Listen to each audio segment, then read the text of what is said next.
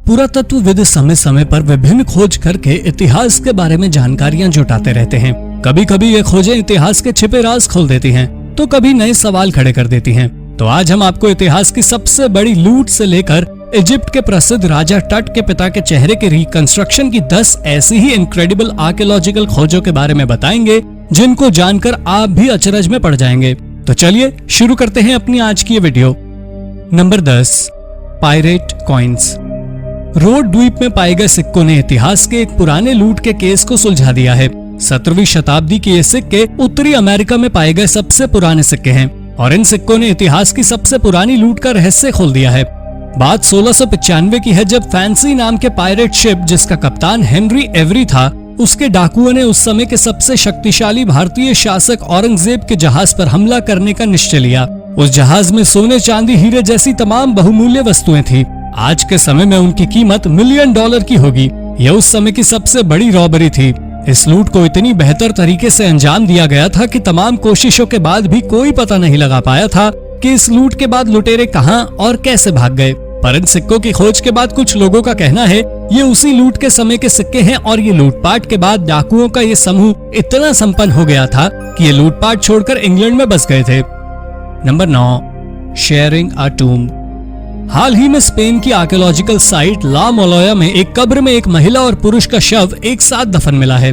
पुरातत्वविदों का कहना है कि ये अवशेष कांस्य युग के समय के हैं। पुरातत्वविदों को इस साइट पर 50 से भी अधिक मकबरे मिले हैं, लेकिन ये उन सभी से अलग हैं, क्योंकि इसमें एक महिला के साथ एक पुरुष को भी दफन किया गया था। साथ ही साथ इस कब्र में ब्रेसलेट्स, अंगूठी, महंगे वस्त्र, बर्तन आदि मूल्यवान वस्तुएं भी थी। औरत को एक चांदी का मुकुट पहनाकर दफन किया गया था। इस मुकुट के साथ साथ उसकी कब्र में कुल 30 चांदी की वस्तुएं पाई गईं, जिसका कुल वजन 230 ग्राम था। रिसर्चर्स का कहना था कि ये महिला एल आगर की शासिका थी, जिसने 2200 से 1550 बीसी तक शासन किया। उसके साथ कब्र में दफनाया गया आदमी उसका पति रहा होगा, जो स्वयं एक योद्धा था। आदमी की मृत्यु औरत से पहले हुई थी और शायद महिला ने अपने मृत शरीर को अपने पति के साथ दफन करने की इच्छा जाहिर की होगी। Number 8, the snake fly fossil. Simon fresher university और रशियन अकेडमी ऑफ साइंस ने एक जॉइंट प्रोजेक्ट के दौरान ब्रिटिश कोलंबिया में कीटों की 5 नई प्रजातियां खोज निकाली हैं। ये जीवाश्म स्नेक फ्लाई नाम के कीड़े की विभिन्न प्रजातियों के हैं। ये अवशेष करीब 50 मिलियन साल पुराने हैं और इनकी खोज इसलिए भी महत्वपूर्ण हो जाती है क्योंकि ये प्रजाति अभी भी धरती पर पाई जाती है। हालांकि अब ये प्रजाति नॉर्दर्न हेमिस्फीयर में पाई जाती है, इसलिए अभी तक वैज्ञानिकों का मानना था कि स्नेक फ्लाई सिर्फ ठंडे स्थानों पर पाए जाते हैं। लेकिन अब इन फॉसिल्स के मिलने से ये साफ हो गया है कि पहले स्नेक फ्लाइज गर्म जगहों में भी पनप सकती हैं। तो फिर ये स्नेक फ्लाइज अब सिर्फ उत्तरी अमेरिका के ठंडे स्थानों पर क्यों पाई जाती है? ऐसा क्या हुआ जो इन्हें ट्रॉपिकल रीजन से पलायन करना पड़ा होगा? जैसे कई सवाल हैं जिनके जवाब वैज्ञानिकों के पास भी नहीं हैं। Number 7, shocking Egyptian tombs. इसी साल इजिप्ट के कुछ पुरातत्वविदों ने अलेक्जेंड्रिया नामक जगह में चट्टान में उकेरी गई 16 कृतियां मिली हैं, जिनके अंदर मम्मी दफनाई गई थी। उनके मुंह में जीभ में सोने की ताबीज पाए गए हैं। इस प्रकार के रॉक टूम इजिप्ट की ग्रेको रोमन एरा के समय काफी प्रचलित थे।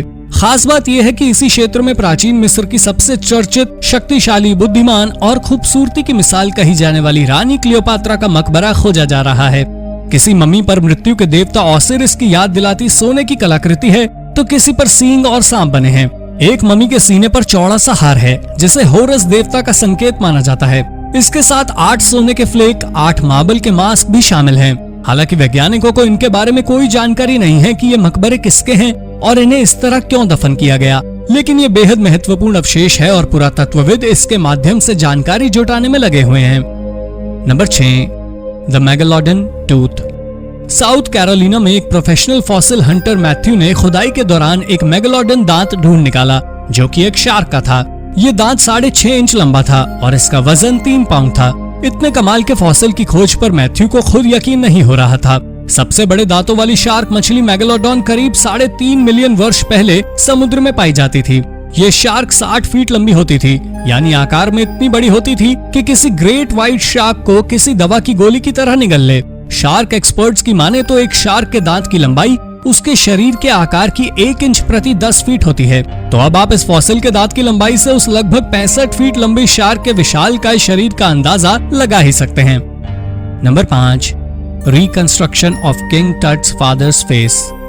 1907 में इजिप्ट के एक पैरोहा की खोज की गई। ये मकबरा प्रसिद्ध राजा टूटनखामुन के मकबरे से कुछ दूर पर था। माना जा रहा है ये मकबरा टट के पिता एखनेटन का है, जिसने 1353 से 1335 बीसी तक इजिप्ट में शासन किया।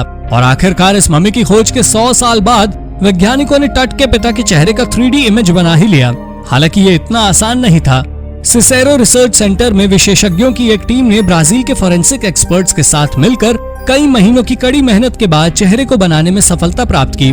इस चेहरे को मैनचेस्टर प्रोसेस द्वारा बनाया गया है, जिसमें कंकाल पर मांसपेशियों को सेट करके उस पर त्वचा की परत चढ़ाई गई और एखनेटन का बिल्कुल वैसा चेहरा बनाने में सफल हुए जैसा वो मृत्यु के समय दिखता रहा होगा। है ना कमाल की खोज।